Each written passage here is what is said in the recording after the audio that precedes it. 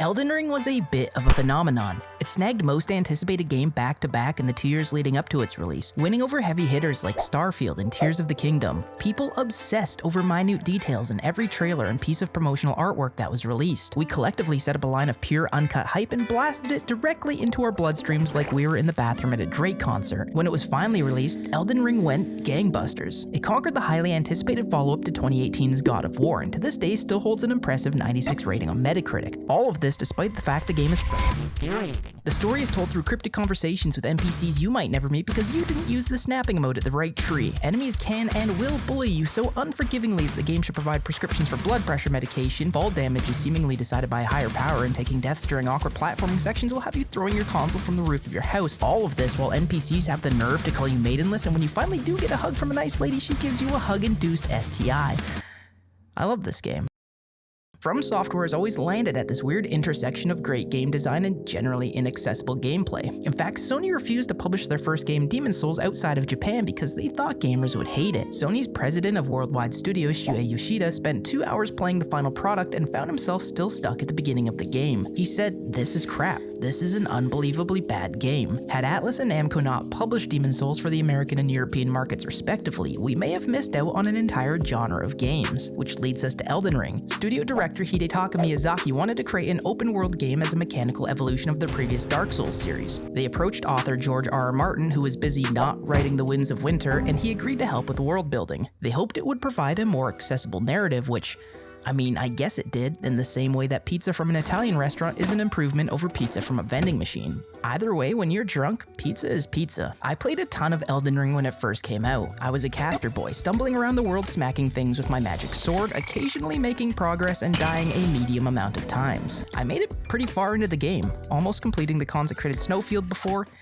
I just stopped. Why? The same reason I have a long list of partially finished projects and half-started television series, and I don't know what that reason is. Is it ADHD? I honestly don't know. Someone, please diagnose me. Every time I need to free up space on my PS5 to install a game that'll play for 15 minutes, I pass Elden Ring, comfortably holding on to approximately 5% of my hard drive. I say to myself, I can't get rid of it, I haven't finished it yet. And then there's a fleeting moment where I consider launching the game and starting a new character before remembering I spent over 70 hours on my previous character, and the idea of that kind of commitment is nauseating, at least until now. There's a brief window of time between being burnt out on Diablo 4 and the PS5 release of Baldur's Gate 3 where I found I could sneak in a cheeky little playthrough. Plus, with the Shadow of the Erdtree DLC coming someday, I wanted to make sure I had conquered everything the lands between had to throw at me. Or at least a reasonable amount of content. Does Elden Ring still hold up a year later, or were we simply wearing hype-colored glasses? Here I am to answer the questions I don't think anyone was asking.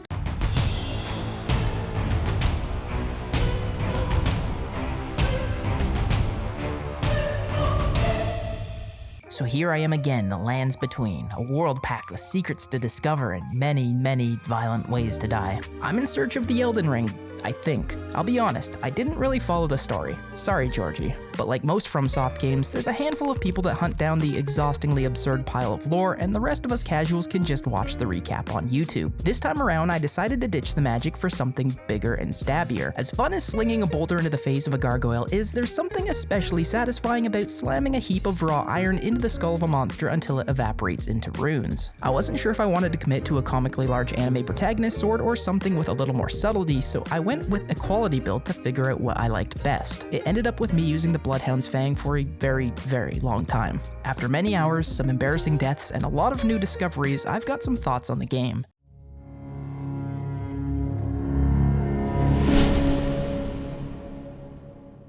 Elden Ring is breathtaking. Sure, the fidelity of things like shadows, lighting, and textures doesn't reach the same highs as other current-gen contemporaries, but the incredible art direction makes up for any of the graphical shortcomings. I still remember the exhilaration after beating Godric for the first time and stepping out to the cliffs above Liurnia of the Lakes, witnessing the sheer scale of the world left ahead of me, and realizing that I am insignificant scum. Part of the ethos of From Software games is to systematically dismantle your ego, and I was a sniveling little tarnished simp. Though it is an unflinching crushing and brutal world, the richness of its design begs you to explore every corner of it. Do you see the outline of a ruined building off in the distance? Ride up to it. Oh, look at that. It's actually an entire village. Oh, and there's bridges connecting even more parts of the village. What's that? An NPC disguised as a jar who gives you a critical item used for unlocking a late game area? And a mini boss who pops up out of nowhere and drops a talisman when you defeat him? Sure, that talisman only reduces damage received from headshots even though you're taking crippling death blows from literal fucking laser beams, so this glorified bicycle helmet is more of a fun idea rather than a functional piece of equipment. Either way, it is still a pretty fucking cool experience. It's a game that rewards the curious, re-examining what we fundamentally come to accept from the open world genre of games. Instead of having a map full of quest markers and clearly labeled areas of interest, Elden Ring boots you out onto the streets like a latchkey kid and leaves you to discover the world for yourself. The amount of agency afforded to the player is a breath of fresh air, a contrarian gameplay decision that stands out amongst its formulaic contemporaries. You think I can't handle a bit of challenge? I'm a millennial with student loan debt and a crippled economy. Every day is a millennia fight. Instead of being guided through the world by a linear story stretched thinly across a 50+ hour game, Elden Ring has you guide yourself via its beautifully crafted environments, chasing interesting landmarks and pushing you so far off the beaten path you'll wonder if there was even a path to begin with. There is so much shit jam-packed into every nook and cranny that even short play sessions feel significant. You will absolutely miss cool stuff, and that's entirely by design. One of my few gripes is a lack of enemy design, specifically when it comes to dungeons and their mini-bosses. Every time I walk into a boss chamber and see this stupid fucking cat statue, I let out an exhausted sigh. But outside of this, I really dig the enemy designs. Each region brings its own set of unique monsters, ready to ruin your day. The lush greens of Limgrave are full of life, like bears, wolves, rats, and soldiers. The misty blues of Liurni of the Lakes bring dragonflies, crabs, and crawfish. And the rusty rot-filled pools of Caelid?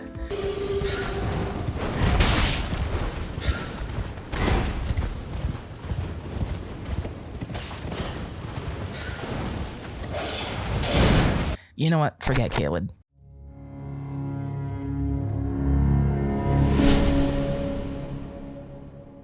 Elden Ring took the mechanical elements of what made the Soulsborne games feel great and added in Sekiro's jump button. I mean, there's also a deeply advanced weapon customization system, adding affinities to change the stats that scale your weapon's power, give it special attributes, and like a billion different Ashes of War to add unique skills that completely change your playstyle, but most importantly, big jump and smash. The combat is challenging but rewarding. Executing a perfectly timed weapon art and narrowly escaping imminent death gets your juices juicing. There's a whole catalog of summons you can find to help you through some of the game's tougher battles, though for the bigger baddies they're mostly a temporary reprieve, pulling aggro before immediately being obliterated to the point that 7 generations of their children will feel it. I've never been a big Souls PvP guy, mostly because I'm terrible at it. Any skill I have goes out the window as soon as I start fighting another player. My body enters a heightened state of panic, my character swinging his weapon with reckless abandon as if I had just fallen down a flight of stairs holding my controller. That being said, I did have some fun doing the 3 invasions as part of White Mask Vara's quest. I wasn't sure how many people would still be playing, but I had no problem finding other worlds to drop into. During my final invasion, I spawned right in the middle of 3 people playing co-op.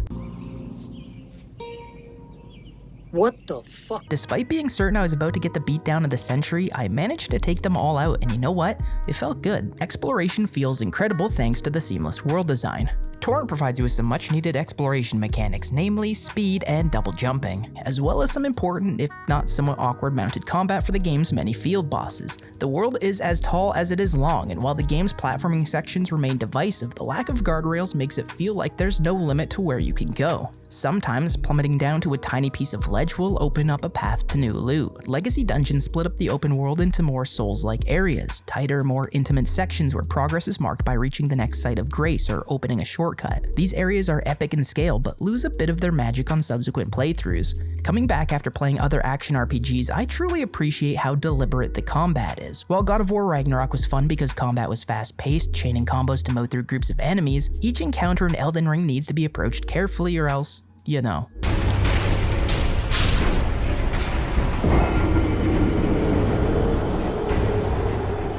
Bosses are more than cinematic story markers, but rather skill checks for the player. Toppling one of these massive foes requires a thorough understanding of your playstyle, preparing for the encounter, and in the case of Millennia, having a deep reservoir of patience. Taking the time to understand the mechanics will reward you with one of the most satisfying combat systems ever put in a game.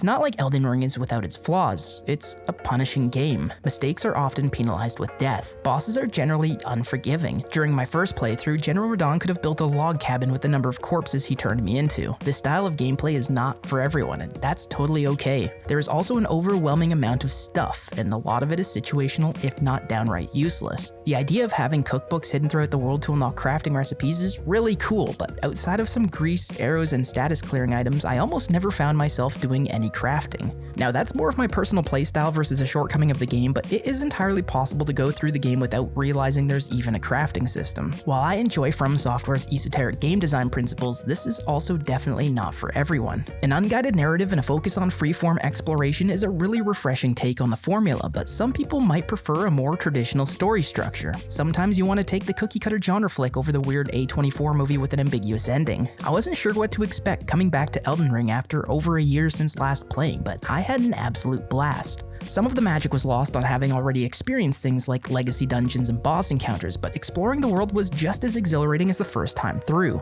Elden Ring is a special game and one that I think will stand the test of time, like Shadow of the Colossus or BMXXX. I'm looking forward to when the Shadow of the Erdtree DLC is released, probably around the same time George R.R. Martin finishes Winds of Winter. If you love dark fantasy, it really doesn't get much better than this, except Berserk, but that's the next video. Thanks for watching, like and subscribe or you'll live the rest of your days maidenless.